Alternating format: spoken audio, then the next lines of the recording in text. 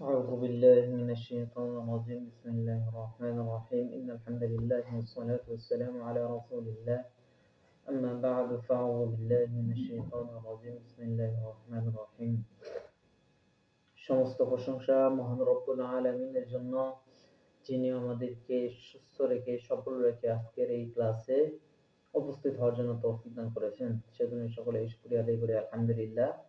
অতঃপর হাজারো দরুদ ও সালাম পেশ করি প্যারা নবী হযরত মুহাম্মদ সাল্লাল্লাহু আলাইহি ওয়াসাল্লামের উপর। আজকে আমরা দাখিল অষ্টম শ্রেণীর আরবি দ্বিতীয় পত্রের সরফ অংশের দশম পাঠের দ্বিতীয় অংশ বায়ান ও ইসম মাফউল সম্পর্কে আলোচনা করব ইনশাআল্লাহ। ইসমে মাফউল আগে পরিচয় জানবো। ইসমে মাফউল কাকে বলে? ইসমে মাফউল বলা হয় এমন ইসমে মুশতাককে যা এমন সত্তাকে নির্দেশ করে যার উপর কর্তার ক্রিয়া পতিত হয়। কর্তার ক্রিয়া যার উপর পতিত হয় তাকে বলা হয় ইসমে মাফউল। বাংলায় যাকে কর্মবাচ্য বিশেষ্য বলা হয়, তো আমরা এখানে গর্দান না দেখে সরাসরি মূল যে তসরিফুহু, তার রূপান্তর, সেখানে চলে যাব ইনশাআল্লাহ। প্রথমেই রূপান্তরের 1 নম্বরে যদি আমরা দেখি, মাকুলুন মূলত হলো মাকবুলুন। মাকবুলুন মাকবুলুন থেকে কিভাবে মাকুলুন হলো মাকবু। তো এই ওয়াও এর উপরে পেশ আছে, কফের উপরে সাকিন আছে। তো ওয়াও এর পেশটা পূর্ব অক্ষরে কফের উপরে হয়ে চলে যাওয়ার পর মাকু মাকু হয়ে গেল। মাকু ওয়াও এর 2 ওয়াও এর সাকিন হয়ে গেল, তারপরে লুম হয়ে গেল। তো আমরা জানি ওয়াও তার পরের অক্ষরে সবসময় ওয়াও তার পূর্ব অক্ষরে সবসময় পেশ চায়, পেশ তার পরবর্তী অক্ষরে সবসময় ওয়াও চায়। এখন এখানে ওয়াও আছে কিন্তু সাকিন যুক্ত ওয়াও 2টা হয়ে গেছে, যার কারণে আমরা একটা ওয়াওকে ফেলে দেব, আর একটা ওয়াওকে ফেলে দেওয়ার সাথে সাথে হয়ে গেল মাকুল। তারপরে দ্বিতীয় যে আছে মাখুফুন, মাখউফুন, ঠিক আগের নিয়মের মতোই করে এটা পরিবর্তন হয়ে গেছে। তারপরে আমরা যদি তৃতীয় নম্বরে যদি দেখি,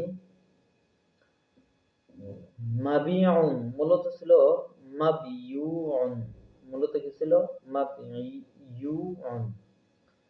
এখন ইয়া এর উপরে পেশ আছে, পূর্ব অক্ষরে বাইরের উপরে সাকিন। ইয়া এর আমরা জানি হরফে ইল্লতের হরকতটা পূর্ব অক্ষরে চলে যায়, তাহলে হয়ে গেল মাবু, তারপর ইয়া এ সাকিন ওয়াও এ সাকিন। এখন আমরা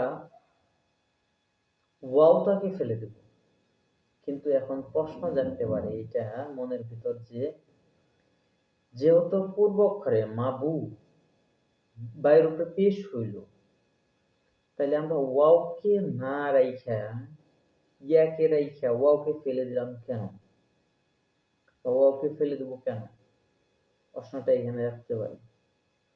এখানে মূল কথা হলো মাবিউন বা মাবিউন, যেটাই বলুন না কেন, এর মূল হরফ হলো 3টা। এটা মূলত শব্দ ছিল বাইউন। বাইউন অর্থ কয় বিক্রয় করা, বা ইয়া আইন, এর মূল মাত্রা হলো 3টা, বা ইয়া আইন। এই বা ইয়া আইন, এই 3টা হরফকে অবশ্যই রাখতে হবে। 3টা হরফকে রাখার পর আপনার অন্য কোনো হরফের দিকে চিন্তা করতে হবে।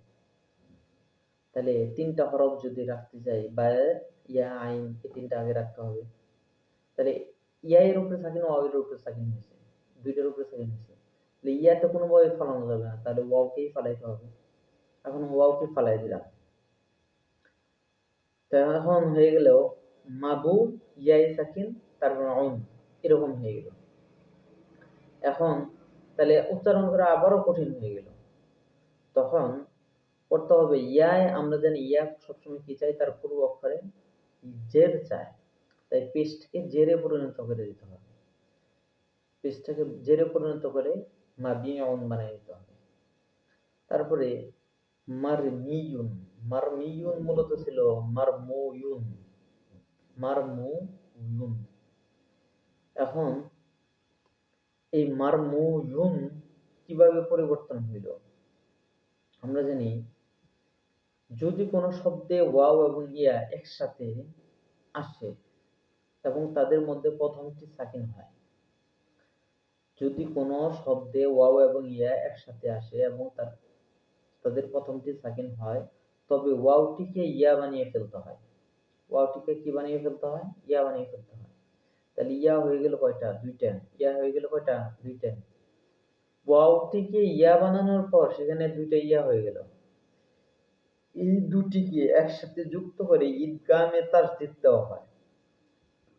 ফলাফল যা দাঁড়ায়, যেহেতু ইয়া তার আগের বর্ণে জের চায়, তাই মিমের পেশ সরিয়ে জের দেওয়া হয়।